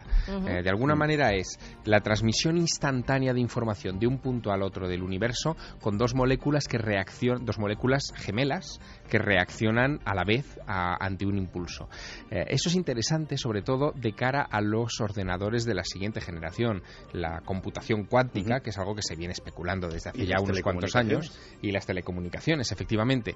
El hecho de poder transmitir información de manera instantánea a la velocidad de la luz de una molécula a otra va a permitir, por ejemplo, que los siguientes robots que enviemos a Marte, nos envíen la información a tiempo real y podamos seguir una transmisión a tiempo real y no con el tiempo de diferencia que ahora emplean en enviar esa señal hasta la Tierra, por ejemplo. Es más, podríamos dirigir el Curiosity con la misma facilidad que dirigimos ahora mismo un coche de radiocontrol, porque claro, los técnicos de la NASA que están conduciendo el Curiosity, ten en cuenta que tienen que sufrir ese tremendo retardo de la llegada de la señal, entonces los movimientos tienen que ser por eso extremadamente lentos. Por eso el Curiosity tarda horas en cubrir distancias ridículas. ¿Por qué? Porque es que tienen que calcular cada centímetro que se mueve para no meter la pata.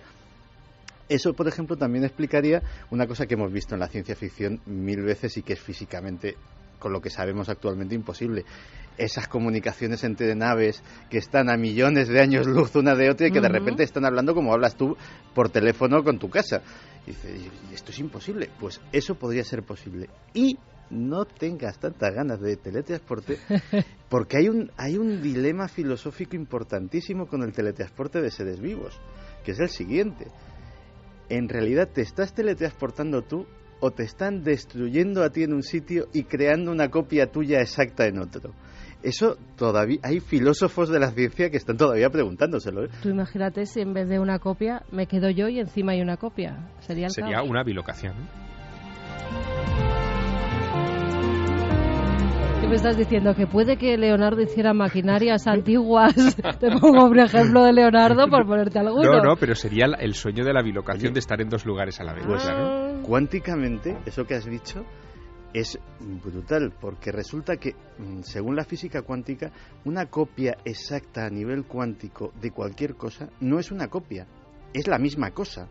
Es decir, si hiciesen una copia cuántica de ti en otro sitio, sí estarías en dos sitios a la vez y tendrías conciencia además de estar en dos sitios a la vez, lo cual sería una sensación bastante extraña. Pues sí, muy extraña, pero yo podría estar, por ejemplo, en Los Roques, ¿no?, en la playa, y mi otro yo aquí haciendo Milenio 3. Pues sí. Bueno, que esto se pone filosófico y además enigmático, como la sección de Diego Marañón, créalo o no.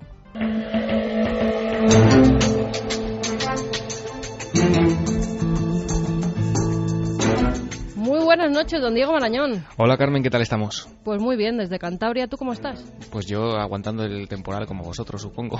Sí, hace mucho frío. Pues hace viento, frío, lluvia. Esto es un pequeño caos, pero saldremos airosos como siempre. Bueno, es lo suyo, que es enero, hombre. Claro, no queramos estar ya con el bikini, como estaban nuestros compañeros de deportes aquí, que esto parecía una sauna cuando hemos entrado. Yago tenía frío y estábamos casi como en la playa. Nada, por aquí arriba no nos sorprenden estas cosas. Bueno, a ver, vamos a resumir lo que ocurrió la semana pasada. ¿Cuál era nuestro créalo o no? Bueno, la semana pasada nos habíamos ido hasta un local de comida rápida en Estados Unidos. Allí había llegado una pareja que se había encontrado con una ambulancia en la puerta, con algo que no acertaron a distinguir muy bien qué es lo que ocurría en esa ambulancia. Al entrar, ellos pidieron un par de platos y la chica de esta pareja se había encontrado un dedo humano dentro de su plato de chili con carne, que era pues la especialidad de aquel local de comida rápida. ¿Con uña incluida, Diego? Pues yo supongo que sí, francamente no tengo el dato, pero eso que le da otra textura, yo me imagino que sí, que ya que estábamos, pues la uña estaría allí. Pues vamos a ver la encuesta, Javi. La encuesta, la pregunta era ¿qué opinas de la historia de esta semana? Con las manos en la masa. Y las votaciones de los oyentes, verdadero un 62,3% y falso un 37,7%. O sea que la gente se lo ha creído. ¿Y es verdad o es mentira? Témete lo peor, Carmen. Llevan razón. En este caso llevan razón. Esto ocurrió y ahora si quieres te cuento qué es lo que ocurrió exactamente, porque estoy seguro además que a Santi esta historia le suena. No, la historia es rocambolesca de narices. Efectivamente. O sea, te dejo que la cuentes porque es maravillosa. Sí. Marzo de 2005. La noticia del hallazgo de este dedo, Carmen, pues corrió como la pólvora, se barajaron las más peregrinas teorías. La protagonista de esta historia era una tal Ana Ayala, que se había encontrado ese dedo dentro de su plato de chili con carne, la policía, investigando, descartando teorías y viendo cómo había podido llegar allí ese dedo, descubrió, y atención, que ese dedo pertenecía a un compañero de trabajo del marido de esta mujer. ¿Cómo había llegado allí? Bueno, pues todo esto es la historia de una deuda. Es una deuda. Este compañero de trabajo del marido debía al marido de Ana Ayala unos $50, que vienen a ser un poco más de 40 euros, y aprovechando que en un accidente laboral se había cortado uno de sus dedos, pues digamos que de alguna manera le cedió ese dedo, le hizo ese trueque, ¿no? Y saldó su deuda al marido de Ana Ayala. Ayala, viendo que podía sacar una indemnización por parte de esta cadena de comida rápida, lo que hizo fue llevarse el dedo al local e introducirlo, sin que nadie la viera, en ese plato de chili con carne. En fin, en enero de 2006, Carmen, les condenaron a esta pareja a 9 años de cárcel por colocar ese dedo allí, y el Tribunal Superior del Condado de Santa Clara, y en fin, se le acusó de lo que estamos contando, de pretender buscar un acuerdo financiero con esa cadena de restaurantes a modo de indemnización. El timo en esta ocasión le salió mucho más caro, pero Iker. Si quieres pongo la voz de Iker y en un momento falsa de este programa es mía. Me hago pasar por él. Nada, es la costumbre, me perdonarás. Nada. El caso más reciente de intrusismo de dedos en algún tipo de comida no sigamos por ahí. Y de bebida, sí. Se producía en diciembre, Carmen, el mes pasado, fíjate, en Zimbabue, en una cervecería, en una destilería, en la que el pasado 11 de diciembre se encontró un dedo amputado dentro de un silo de maíz. Se estaba preparando cerveza de maíz y en uno de esos silos apareció el dedo de un trabajador. Inmediatamente se vació ese silo, se encontraron hasta 2 dedos más. Mira qué bien, oye, los silos de maíz guardan dedos. Efectivamente, esta cervecería tuvo que retirar 9 toneladas de maíz que estaba destinada a ser usada en esta destilería a la hora de fabricar cerveza. Y el caso llegó a los periódicos y, como te digo, es de los casos que tenemos registrados de este tipo de sucesos el más reciente, porque no hace casi ni un mes que esto. Pero rocambolesco desde el principio. Ahora nos cuenta Santi, porque vamos a ver, una deuda de no llega a $50, le das un dedo por la deuda. O sea, ¿a quién se le ocurre darle un dedo que te han cortado o que te has cortado en un accidente por la deuda? Y la otra, que va y lo pone en una esta de chili para cobrar una indemnización. Es que hay que tener una mente muy perversa, ¿eh? Sí. A ver, Santi. No, iba a decir que puedo superar lo de los dedos. A ver. Yo di esta noticia, debía ser el 2002, yo trabajaba en Radio Nacional en aquella época, y yo lo más extraño que he dado como noticia que se ha encontrado en un bote de algo, era una señora sueca que estaba a punto de prepararse un perrito caliente, con su pan, con su bimbollo, y coge su bote de ketchup, y en ese momento le cae un pene humano. Sabía que lo ibas a contar. Es que es glorioso. Hubo una investigación en Turquía, que era el país de procedencia del bote de ketchup, y la verdad es que no se ha vuelto a saber quién era el propietario de aquello. Pero la noticia es absolutamente verídica, se puede rastrear, y yo creo que más raro que eso no ha habido en un bote de comida. ¿Pero lo metió la señora para cobrar una indemnización? No. Esta pobre señora sueca se encontró pues el perrito caliente ya hecho. Madre mía. Ya directamente con hecho el ketchup, la botellita, pam, y le cayó el pene en el pan. ¿Por qué me hacéis esto? Hacédselo cuando esté Iker y no me lo hagáis a mí, hombre. Es que de verdad. Bueno, Diego, después de esta historia de Santiago Camacho, a ver, cuéntanos la de esta semana. Vamos a ver. Bueno, la historia de esta semana, Carmen, vamos a volver un poco al mundo de esta zoología que llevábamos explorando un par de semanas. Hemos hablado de arañas y hoy nos vamos a ir al mundo de los ofidios. Vamos a hablar de serpientes, porque en un programa como Milenio 3 pues hemos hablado muchísimas veces al tratar temas de criptozoología de serpientes gigantes. A estas horas, además, Guillermo León está poniendo en las redes sociales fotografías y vídeos de algunas de las cosas que vamos a comentar. Tú, de todas formas, Diego, pasamos de la fobia, yo creo que más gente tiene, que es las arañas, a la otra fobia, que son las serpientes. Sí, a mí me dan bastante más asquito las serpientes que las arañas, te diré. Supongo que es algo normal y que viene de antiguo, porque fíjate que, y además, pues por ejemplo, Javier Sierra puede decir que esto es así. En el Antiguo Testamento pues se cita varias veces al Leviatán, y ese nombre pues proviene de la voz hebrea Liviatán, que traducido se puede traducirse como monstruo tortuoso o serpiente enroscada. Pues lo que tentó a Eva en el paraíso también es una serpiente. Quiero decir que es una tradición, el animal se ve como negativo desde muy antiguo. Hablando de serpientes gigantes, por ejemplo, sobre todo en las culturas nórdicas, son muy usuales. En Islandia pues se habla de la leyenda del famoso Skrimst, que es un terrible animal que aparece por primera vez, según las crónicas, en 1345 y que tiene un largo cuello arqueado y una cabeza como de caballo. En Noruega también tenemos casos como este, y por ejemplo en 1817, lo que parecía un ser viviente apareció en Gloucester, en Massachusetts, con una longitud que se calculó, Carmen, entre 17 y 40 metros en esa bahía de ese pueblo. Y hablamos de todo esto porque esta semana nos llegaba al correo del programa un mail de un oyente bastante llamativo y bastante impactante. Incluía una imagen que también Guillermo está colgando en estos momentos y decía a grandes rasgos lo siguiente. Decía: os envío una foto en la que aparece una anaconda gigante del Amazonas. Se la enviaron a mi padre unos compañeros de profesión que estaban realizando unas obras de construcción de torres eléctricas en Brasil. Según parece, anteriormente esa anaconda había matado a un operador.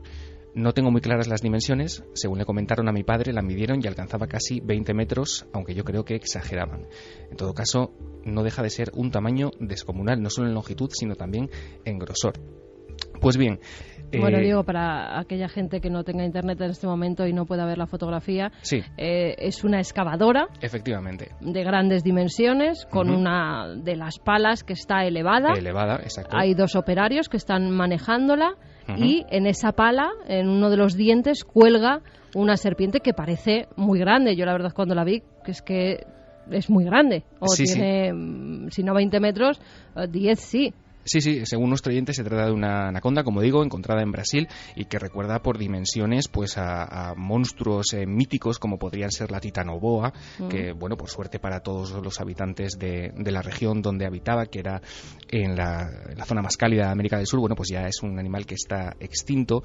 Vivió como mínimo hace 60 millones de años, medía 13 metros y pesaba casi unos 1.135 kilos, era como una especie de autobús urbano de aquellos tiempos. Lo que preguntamos, Carmen, es si esa foto que nos llegaba al correo del programa esta semana, si la historia que contaba nuestro oyente, nuestros oyentes pueden averiguar o saber si es así o si no es así, si es realidad o si es leyenda urbana. Es Créalo, decir, ¿no? ¿las anacondas gigantes existen? ¿Esa anaconda es gigante? ¿O la fotografía está sobredimensionada? ¿Mató al compañero de estos operarios? ¿O es imposible que mate a un operario? Bueno, pues... La fotografía, vamos a decirlo, la fotografía es real. Uh-huh. Vamos a preguntar claramente, ¿esa historia que nos cuenta nuestro oyente creen que pudo ser así? Esa serpiente se halló en Brasil mientras se estaba haciendo unas labores de construcción de torres eléctricas. Anteriormente nos dice había matado a un operario. ¿Podrá ser o no podrá ser? Que investiguen, qué material hay para hacerlo, que hagan de detectives, como siempre hacemos en esta sección, y en 7 días desvelamos, si quieres, el misterio. Claro que sí, créalo o no. Don Diego Marañón, antes de despedirte, a ver qué opina Noel Calero. ¿Historia real o historia no real? ¿Real? Fermín, no es real. ¿Javi? Yo, falsa. ¿Falsa? ¿Javier Sierra? No me pronuncio porque con los aciertos que he tenido esta noche con los bichos... Nada, que hay que mojarse. Yo creo que es falsa. Falsa. ¿Santi? También falsa. Falsa. Bueno, pues ahí queda apuntado. Diego, la semana que viene lo resolvemos. Perfecto, Carmen. Un beso muy fuerte. Hasta la semana que viene. Hasta la semana que viene.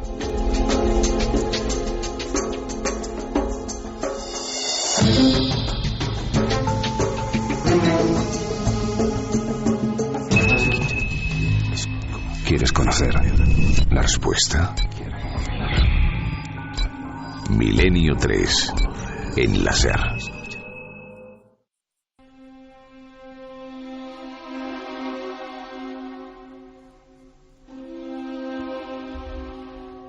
Como siempre, esta mesa está llena de libros. En este caso, El cielo es real. Una portada amarilla y naranja.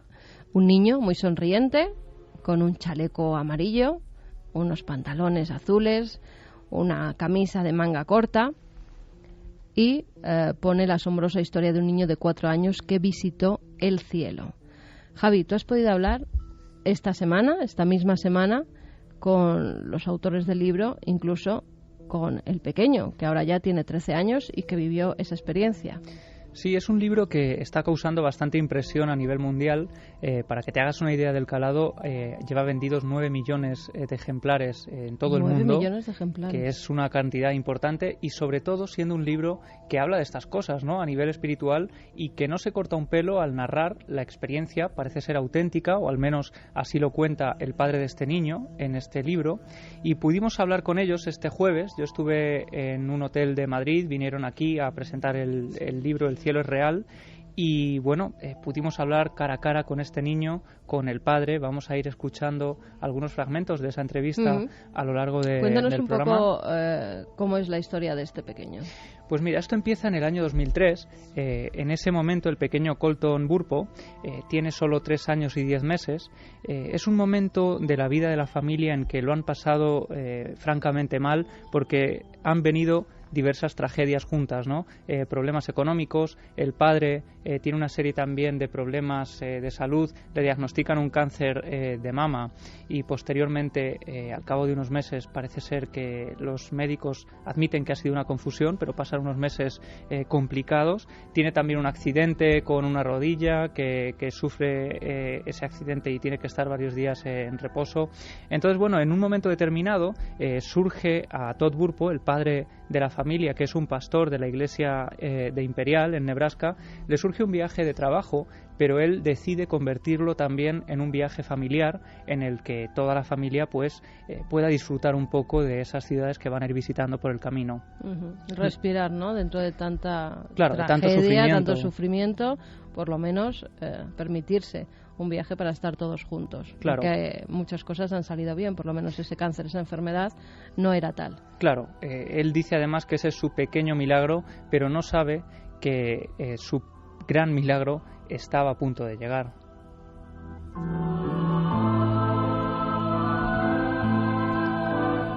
El día antes de salir de viaje, el pequeño Colton empieza a sufrir unos fuertes dolores de estómago. Dice que se encuentra muy mal, empieza incluso a vomitar.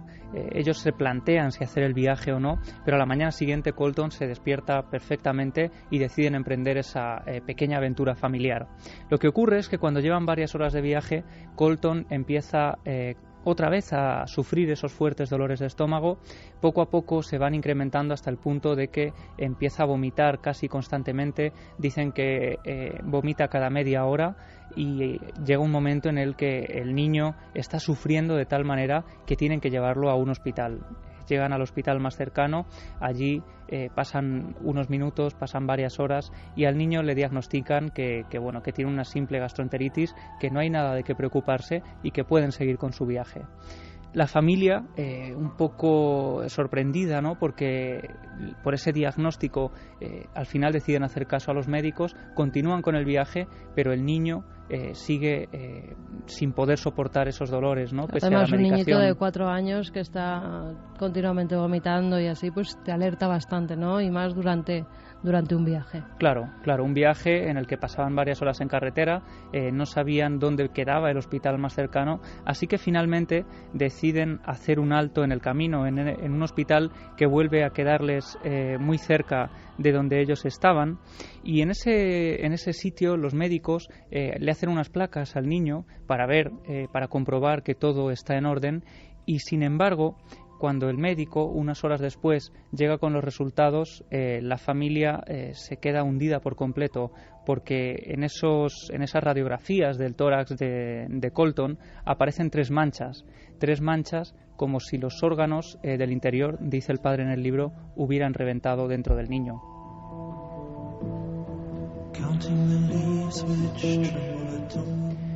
En ese momento ellos, completamente atemorizados, se encomiendan a los médicos, les preguntan qué es lo que pueden hacer, y allí, en el Centro Médico Regional de Great Plains, el médico le dice que el niño tiene el apéndice perforado y que además tiene un importante absceso porque han pasado varias horas desde que esto ha ocurrido. Ellos, completamente indignados también, ¿no?, como es de esperar, con los médicos que le habían dicho que era simplemente un problema intestinal, deciden someterlo de urgencia a la operación, ¿no?, para que puedan salvar al niño. Cuesta bastante, es muy complicado, el niño está sufriendo, no quiere tomar la medicina tampoco, dicen que son unos momentos además de gran tensión, y por fin consiguen que el pequeño Colton entre en el quirófano y comience esa operación.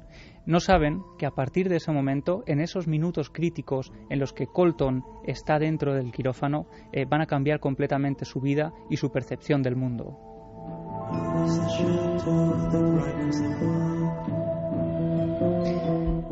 En ese momento, el padre de Colton, Todd, se encierra en una habitación, está muy enojado, él es pastor, pero en ese momento tiene una gran crisis de fe, ¿no?, como es de esperar, por todo el sufrimiento que ha venido arrastrando, y por ese momento en el que él dice que ha visto a su hijo en la camilla con el rostro de la muerte prácticamente. Dice que tenía los párpados muy hundidos, la cara de un tono cetrino, esa cara que él había visto algunas veces cuando las personas mayores acudían a hablar con él en los últimos momentos de su vida, ¿no?, para pedir un poco de apoyo y para la fe.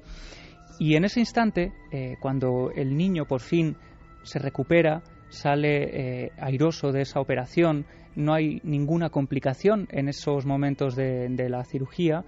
Posteriormente tiene que someterse una vez más a otra operación, pero cuando pasan los meses, aquello queda en una especie de anécdota en que la familia lo ha pasado francamente mal.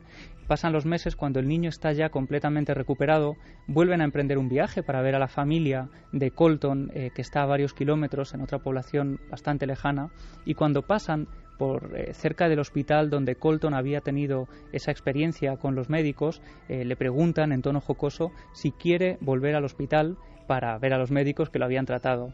Y en ese momento el niño le dice que ese es el lugar donde los ángeles le habían estado cantando varias canciones. Los padres, en un principio, se miran desconcertados, creen que son cosas de niño, pero empiezan a hablar con él. Y el pequeño empieza a contarles que cuando él ha estado sometido a esa operación unos meses atrás, él ha subido al cielo.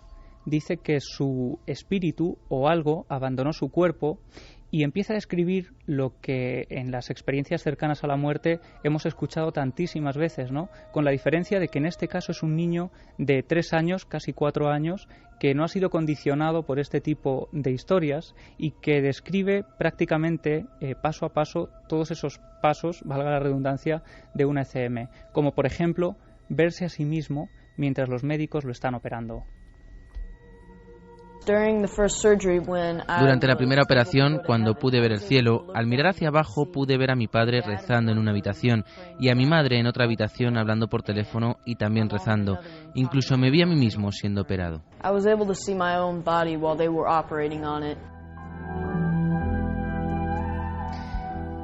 Ese momento, los padres se quedan asombrados, pero deciden no incidir demasiado y postergar un poco el interrogatorio, entre comillas, sobre lo que ha vivido el niño. Y estas preguntas van a ir sucediendo de manera natural a lo largo de los días en conversaciones en las que el niño, por ejemplo, cuando ve una fotografía del bisabuelo, de su bisabuelo Pop, el abuelo de Todd Burpo, de su padre, ve esa fotografía y le dice que él ha estado con ese señor en el cielo, que él ha estado con esa persona, que le ha contado cosas que el niño no sabía de ninguna forma, como que se llevaban muy bien su padre y él. Este hombre había muerto además en un accidente de tráfico más de 30 años atrás, había mantenido una relación muy estrecha y muy directa con el padre de Colton, pero allí va encontrando una serie de detalles más que él va describiendo. Por ejemplo, él dice que la gente que está en el cielo acompañándole, entre ellos hay muchísimos niños, que le van diciendo incluso sus nombres, que son personas que tienen una luminosidad especial, los describe con una luz en la cabeza. Dice también, por ejemplo, que llega a ver a Jesús, y esta es una de las cosas más interesantes del caso, porque ahora hablaremos con José Miguel Gaona sobre si se puede condicionar la experiencia cercana a la muerte, pues las propias creencias de la familia, ¿no? Aunque en este caso, cuando yo hablaba con el padre del niño, decían que sí, que él era pastor, pero el pequeño tenía apenas 3 años y medio, había aprendido a hablar con cierto retraso, ¿no? Y bueno, no se le había contado demasiado ni se le habían dado demasiadas explicaciones. Pero uno de los momentos más sorprendentes y que más hace replantearse todo esto es cuando ellos están trabajando, el padre y la madre de Colton están trabajando en casa y de pronto el niño aparece y les pregunta, bueno, mami, tengo 2 hermanas, ¿no? La madre le dice que no, que solo tiene una hermana, que es su hermana Cassie, y él le dice, no, tengo 2 hermanas. Porque en tu barriga murió un bebé, ¿no? En ese momento los padres se quedan sorprendidos, pero también un poco enfadados porque creen que alguien del entorno familiar le ha contado eso al niño cuando ellos habían estado ocultándoselo, ¿no? Porque no era algo demasiado agradable. Su madre había tenido un aborto. Claro, la madre había tenido un aborto, el primer bebé que iban a tener falleció a los 2 meses de estar en el vientre. No sabían siquiera si iba a ser niño o niña, no tenían nombre elegido, pero Colton asegura que una de las primeras cosas que él ve cuando llega al cielo, o a lo que para él es el cielo, es una niña que se le acerca y le dice que es su hermana. Cuando estaba a las puertas del cielo, esta chica salió corriendo a por mí y me dio un abrazo. No sabía bien quién era, pero me dijo quién era y paró de abrazarme. Se parecía mucho a mi hermana, salvo que era más baja y con el pelo más oscuro.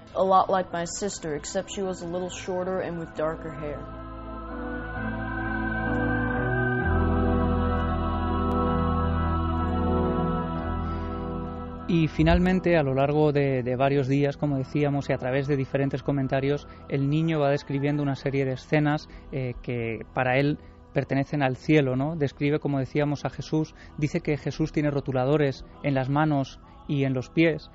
Finalmente acaba diciendo que son rotuladores rojos y el padre le pregunta, bueno, ¿y dónde tiene los rotuladores? Y el niño se señala las palmas de las manos y las plantas de los pies. Son escenas que él va desarrollando. Como si fueran rayos. Claro. Él lo interpreta como si fueran rotuladores rojos, ¿no? Pero claro, o los la estigmas visión de los rayos atravesando las manos, los pies o los estigmas, como decía. Y ellos decían que nunca le habían enseñado un crucificado también por esa fuerza que podría tener para un niño pequeño. De hecho, hay un momento muy interesante en la entrevista en que yo cojo mi teléfono móvil y busco esa pintura del Bosco, ¿no?, del siglo XV, la ascensión al Empirio, ese momento... Se conserva en los Pozzi de Venecia. Claro, y que aparece magistralmente ese túnel de luz que tantos han descrito, con ángeles esperando, aguardando a la persona que va a entrar. O familiares, cada uno lo interpreta como quiere, ¿no? Los familiares fallecidos que te esperan al final del túnel, al final de la luz. Claro, pero que aparecen además tal y como Colton los describía, con unas alas, una escena muy similar a lo que él decía. Y cuando yo le enseño esa pintura, él no la había visto antes y se queda completamente sorprendido. Solo es capaz de decir, wow.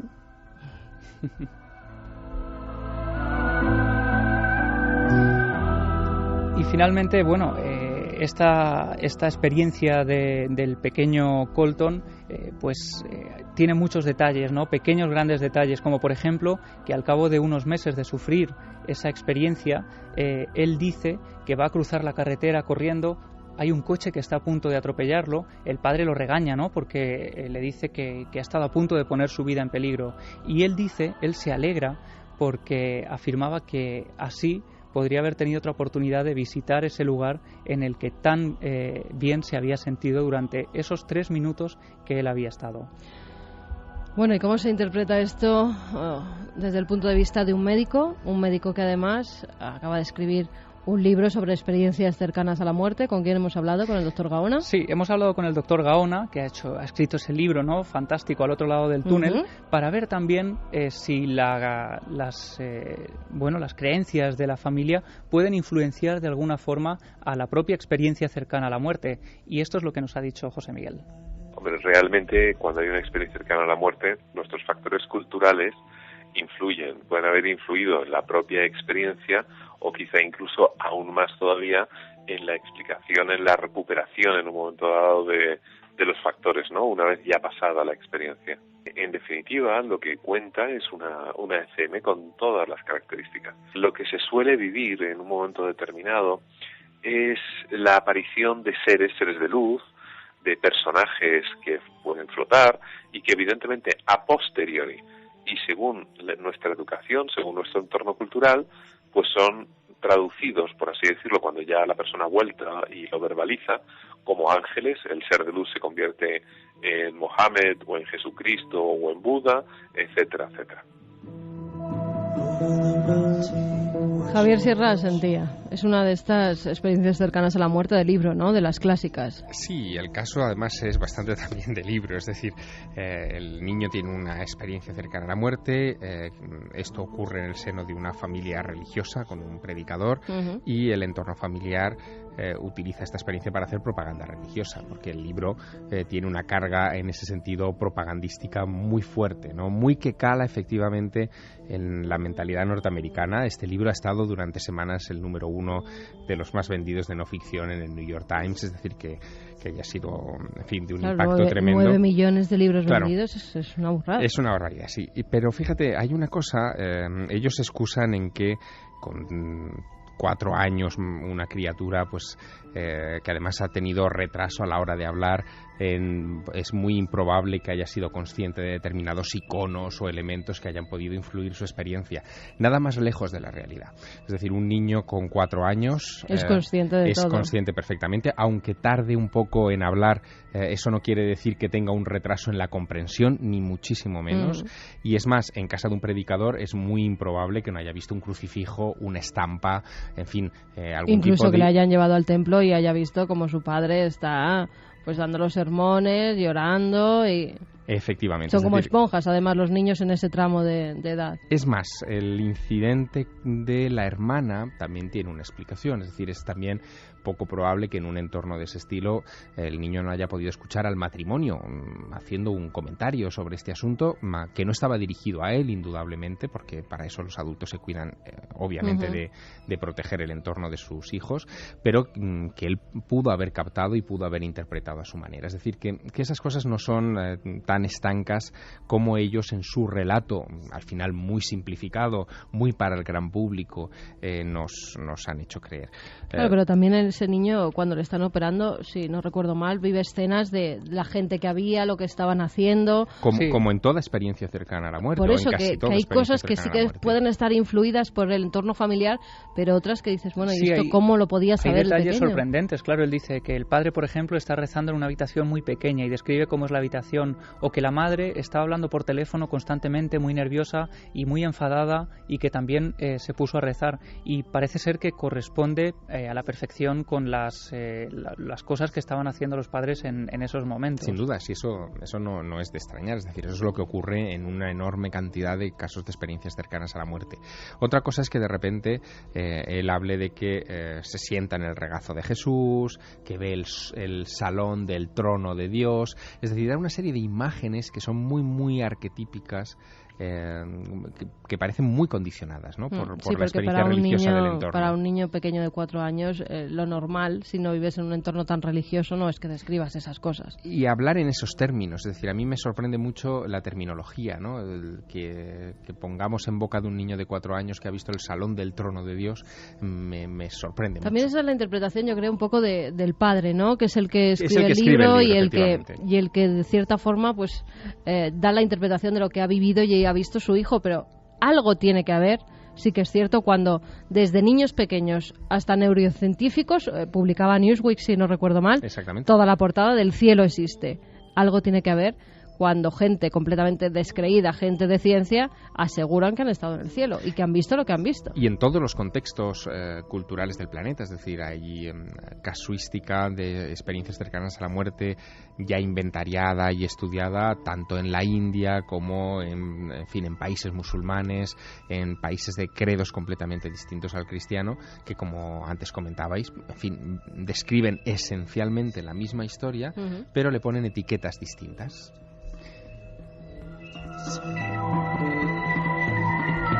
Pues chicos, que se nos han pasado las 2 horas y media, así como que no quiere la cosa. Noel, cámbianos, ponnos un poco de alegría, hombre. Después de esa, que esta es la que le gusta a Iker, pero a mí ponme alegría, que hace mucho que no me la pones. Sobre todo para mandarle todas las vibraciones positivas a Iker para que se recupere y esté con nosotros muy pronto. Ahora me voy a cuidarle. Seguimos, Fermín. Sergio nos comenta: la teletransportación ya es real a nivel molecular y genético en personas, pero la tecnología se nos cuenta con años de retraso. Johnny nos dice: el teletransporte, según la ciencia ficción, destruye parte de las células en el proceso. Y Pili Ramone nos dice: ay, Santiago Camacho acaba de traumarme de por vida, se encontró el perrito caliente hecho. Ay, Santi, por Dios. Espérate, que estaba buscando y he encontrado hasta la foto de la noticia. Déjalo, si quieres en tu Twitter o en tu Facebook o lo que sea, la lanzas si quieres, pero aquí vamos a dejarlo ya, porque ¿por qué me hacéis estas cosas cuando estoy yo que me pongo un día frente a los mandos de la nave y todo me pasa a mí? No puede ser. Bueno, chicos, que ha sido un placer, mil gracias por vuestra compañía, mil gracias por todo lo que habéis aportado. Santiago Camacho, nos vemos mañana en Cuarto Milenio. Mismo. Con la cara oculta y un montón de cosas cuentas, más. A ver si le cuentas ahí que eres toda la cara oculta, lo del perrito caliente, a ver si tiene... Yo lo voy a proponer, a ver si... Bien. A ver si cuela. Javier Sierra, mil gracias. Ha sido un placer, Carmen. Hasta pronto. Javier Pérez Campos. Un placer, Carmen. Igualmente. Nos vemos mañana con los alfaques. Mañana, que no se lo pierdan, porque Javier lo apuntaba, vamos a tener el tema de los alfaques. Ya sabéis, ese accidente que hubo muy cerca de un camping. Pero vamos a tener a fuerzas de seguridad que han vivido cosas extrañas allí. Así que no os lo podéis perder. Alrededor de las 11:30, 12 menos cuarto, en 4, conectar con la nave del misterio. Ha sido un placer. Muy buen fin de semana, iba a decir, pero no, muy buena semana a todos y que seáis muy felices.